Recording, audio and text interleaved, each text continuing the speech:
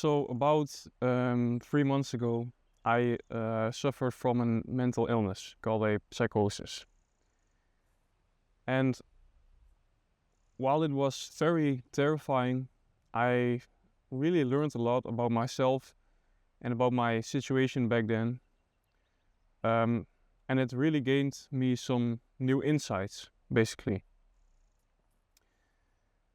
So back then I had a psychosis. I couldn't do anything. So I didn't have any obligations. First I went to school, but when I had my psychosis, I stayed at home, and I removed all the noise.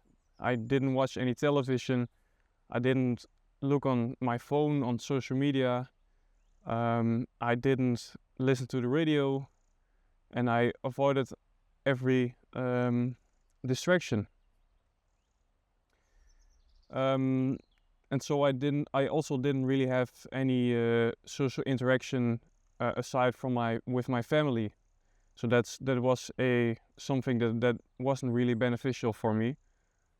But because I didn't really have any obligations, I really had the time for myself to work on myself, to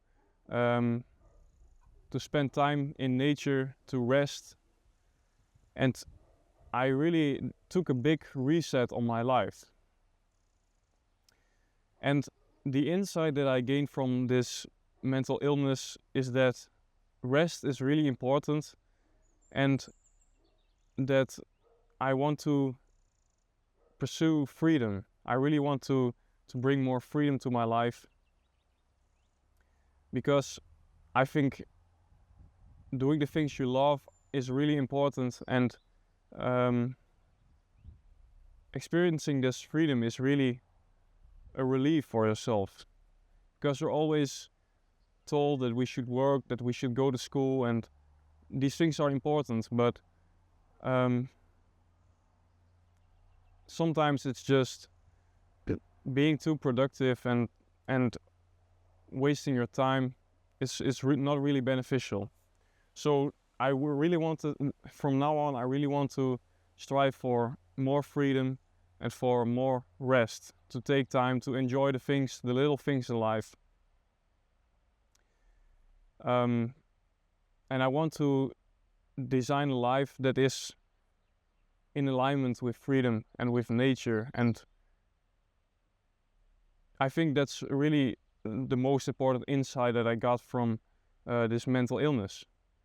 And so, how can you pursue more freedom? And how can you design a life that you really want? Well, I think there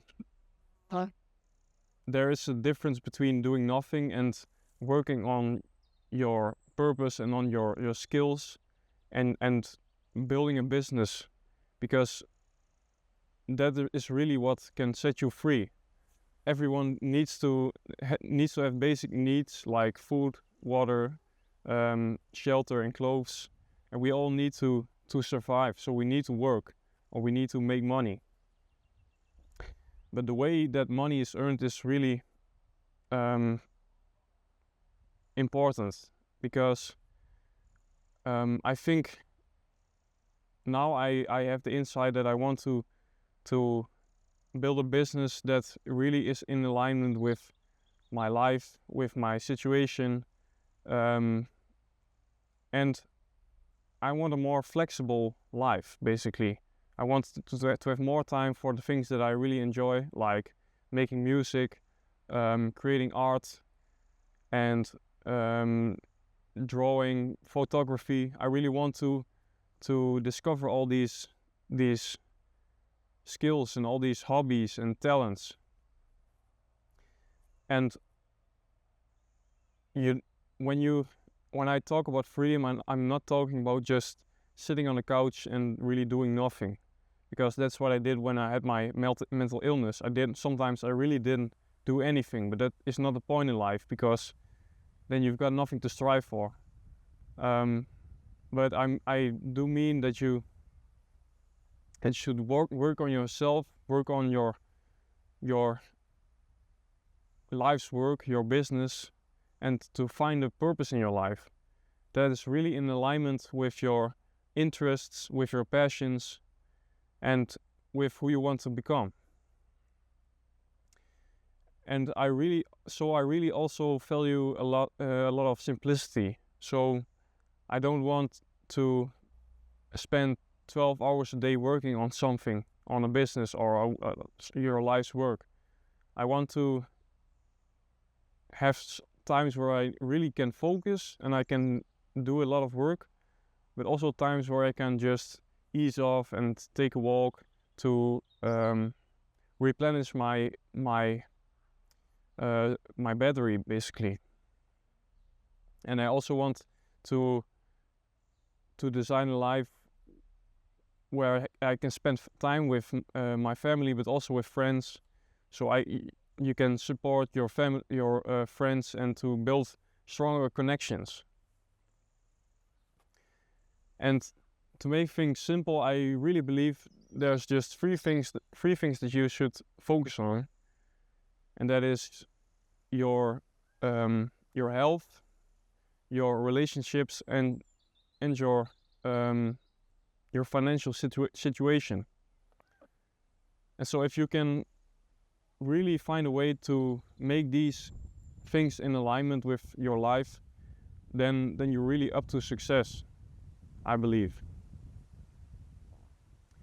So before I had my mental illness, I was working hard on projects.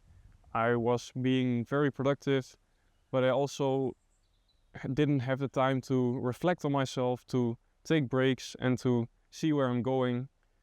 And that's really the insight that it brought me, that I want to create a life of purpose, building my life's work and creating a life that is in alignment with freedom and with enjoyment.